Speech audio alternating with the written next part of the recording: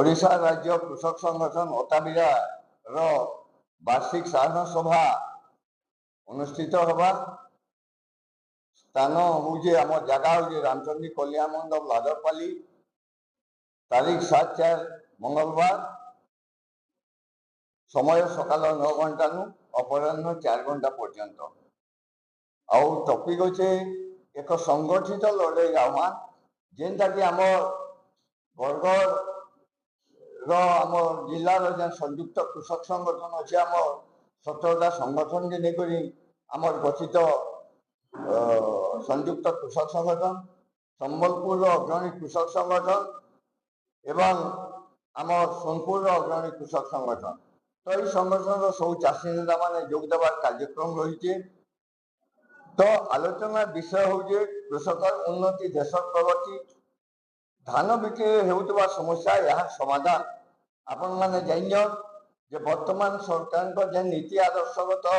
जेन नीति आदर्श रही जे धान चाष ठानु बिकवार पर्यंत मिल के जीवार पर्यंत अनेक समस्या रही जेनटा कि तार ऊपर विस्तृत भाव आलोचना है। कृषक मान पेंशन प्रदान दाबी जेन अच्छे सेटा भी आलोचना रहा। कृषि क्षेत्र विद्युत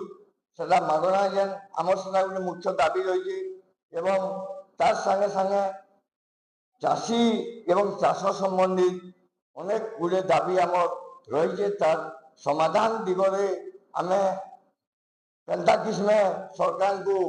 आम चाप प्रयोग करमु एवं सरकार आम आलोचना के सुनबे तार ऊपर आम आलोचना है। तो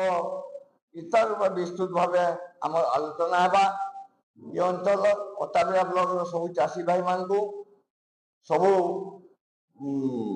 बुद्धिजीवी मान को आम अनुरोध समस्ते आम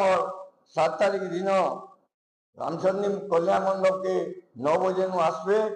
9 बजे आसबे एवं समस्त भोजन व्यवस्था कराई अपराह्न 4टा पर्यंत आम आलोचना अंशग्रहण करेंगे। कारण बर्तमान आप देखुन जे कौन सी एक चाषी संगठन कि व्यक्तिगत हिसाब से जदि किए लड़े कहे सरकार तक चाप प्रयोग करेंगे अपदस्थ करता कि आप देखी विगत दिन में आम संगठन कार्यकर्ता मैंने आम निजे जेल देलु आगु आम विभिन्न केस है। वर्तमान जेन संगठन मान लागू केस है विगत ये जस्ट किसी दिन गले आगु आम नवनिर्माण कृषक संगठन अन्यतम आम चाषी नेता जन आम भाई प्रद्युम्न पाढ़ी सोनपुर जेल भीतर 7-8 दिन 10 दिन रहा पड़ा। तो ये सब समस्या के लेकर आलोचना है एवं संगठित हिसाब से गोटे लड़ई आह्वान गोटे लड़ई डाकरा दिजा आगामी दिन में जेनटा कि गोटे चाषी कूल लगी गोटे नुआ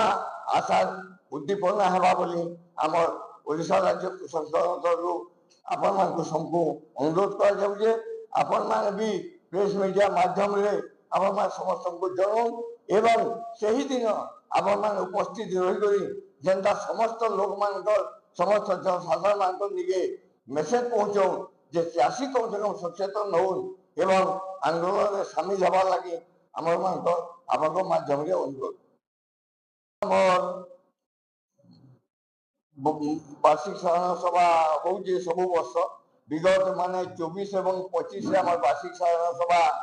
टे ना पाला स्वास्थ्यगत समस्या निज लगी रहा अन्य समस्या रहा से लगे आम 24 और 25 करना पारी 23 तक आम वार्षिक साधारण सभा है। तार आम 26 फेर इटा आरंभ करूँ। तो 2 वर्ष आम गैप थिला किंतु से भितर भी आम संगठन विभिन्न कार्यक्रम मान रही वर्ष भी आम अनेक कार्यक्रम आम रखीचु आगे भी रखू। कल्याण मंडप नु 7 तारीख 7/4/2024 मंगलवार दिन समय 9 घंटा जे समस्ते ये सभा के आसुन एवं निज निज समस्या के जे कम से कम ई सभा के आसुन एवं संगठित लड़ई जेन आह्वान दिखाई इसे सामिल हूँ एवं निज हक अधिकार লাগি লড়াইরে সামিল করি সরকারଙ୍କ উপরে আমার যেন অছে বিভিন্ন পর্যায়ক্রমে আলোচনা হবা এবং সে আলোচনায় সেমানে অংশগ্রহণ করবে বলি চাষী আমার গোটে বার্তা যাব যে সংগঠিত লড়াইর আহ্বান মানে ଆମେ সংগঠিত না ହେଲେ ସବୁ ଜିଲ୍ଲାର ସମସ୍ୟା ତ ସମାନ ଅଛି ହୀରାକୁଦ ସେଚାଞ୍ଚଳର ଆମ ସବୁ ସମସ୍ୟା ଯଦି ଆମେ ସମାନ ହିସାବେ ଯଦି ଆମେ ଯଦି ସଂଗଠିତ ହିସାବେ ଲଢ଼େଇ ନା କରମୁ ବୋଲେ ଆମର ହକ୍ আর ଅଧିକାର ଆମେ ପାଇ ନା ପାରି ବୋଲିକରି ଆମର ଆଶା ବିଶ୍ୱାସ ସେଥିର୍ ଲାଗି ଆମର ଇ ଆହ୍ୱାନ ଡାକରା ଆହ୍ୱାନ ଦିଆହେଇଛେ ଆଉ ଏବଂ ଇ ସଭାର ଉଦ୍ଦେଶ୍ୟ ସେଇଟା ଆମର মানে SDO office electric SDO office সামনে আমার ধারণা লা গোটে র্যালি বাহারি মহারাজ চন্ডীঙ্কর মন্দির নু ইলেকট্রিক অফিস তো এবং সে জায়গায় আমার যেতবেলে